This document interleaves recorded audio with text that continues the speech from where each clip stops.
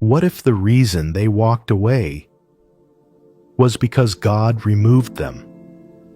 What if the silence you're sitting in is the space He cleared so He could finally speak to you without their noise drowning Him out? You keep praying for God to fix something He already freed you from, crying over a closed door, like it wasn't Him who slammed it shut. But what you call heartbreak, God calls alignment.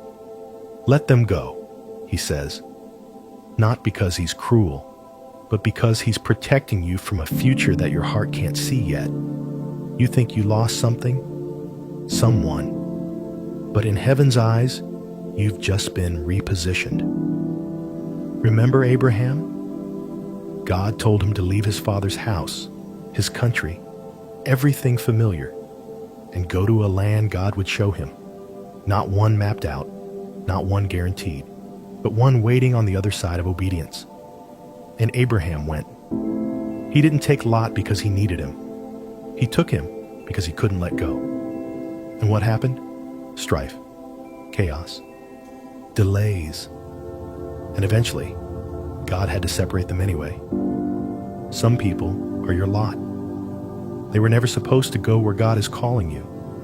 And now He's stripping them away, not to punish you, but to preserve you. You're holding on to dead weight while asking for wings. You're begging for clarity while refusing to let go of confusion. Let them go, He whispers again, even as your fingers tremble around memories you haven't healed from. But haven't you noticed? Since they left, you've been praying more. Since the breakup, you've been listening better. Since the friendship ended, you've been seeing God more clearly. Pain has a way of positioning us for purpose. And maybe, just maybe, this is how He's answering your prayer. Not with comfort, but with correction. Not by fixing what's familiar, but by calling you forward into the unknown. Moses didn't bring Pharaoh into the wilderness. Joseph didn't carry his brothers into the palace. Even Jesus had to leave Nazareth to step into His calling. There is a holy shedding that comes before divine elevation. So if God is removing them, trust that He's revealing something. If they're walking out, let them. If they're no longer calling, stop checking. If they've changed, accept it. That was their chapter. Don't force a new plot with old characters. Isaiah 43:18 says, "Forget the former things. Do not dwell on the past. See, I am doing a new thing. But you can't receive the new thing with arms full of yesterday." And maybe that's the real test. Not if you can trust God to bring something better, but if you can trust Him enough to release what you once begged Him for. That job, that friend, that relationship. You thought they were the answer. But now you're realizing they were just a lesson. And yes, you prayed for them. Yes, you believed. But not every good thing is a God thing, and not every gift is meant to stay. Some are only seeds. Some are assignments. Some are detours meant to teach you who you are when everything else is stripped away. And maybe God allowed the loss not to break you, but to build you. To show you what your faith really looks like without comfort. To show you what trust looks like when there's no backup plan. And yes, I know it hurts. Letting go always does. Jesus wept at Lazarus' tomb, even though He knew resurrection was coming.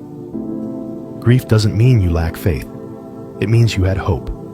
And now you're learning to place that hope where it belongs. Not in them, but in Him. So stop scrolling through their pictures trying to feel something again. Stop replaying what you said or didn't say. Stop giving CPR to what God has already buried. That relationship didn't die.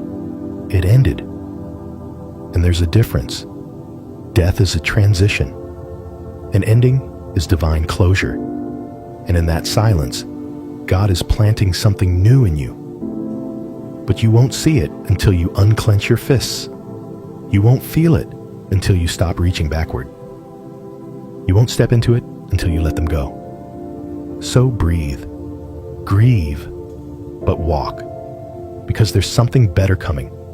Not better because it's shinier, louder, sexier, but better because it's chosen, anointed, appointed. God doesn't subtract without multiplying later. He doesn't prune without preparing a harvest. He doesn't leave you empty without planning to fill you with more than you imagine. But he does require trust. The kind that hurts, the kind that doesn't make sense, the kind that keeps walking even with tears in your eyes. That's what faith looks like. Not comfort, but confidence. Not answers, but assurance. So when he says, let them go, don't just hear it as loss, hear it as love. He knows what's ahead. He sees what you don't. And if he's taking them, it's only because what's coming needs more room. Trust him, release them, and get ready. Because this pain, it's just the sound of chains breaking. And this silence, it's the setup for something sacred. Let them go. God has something better.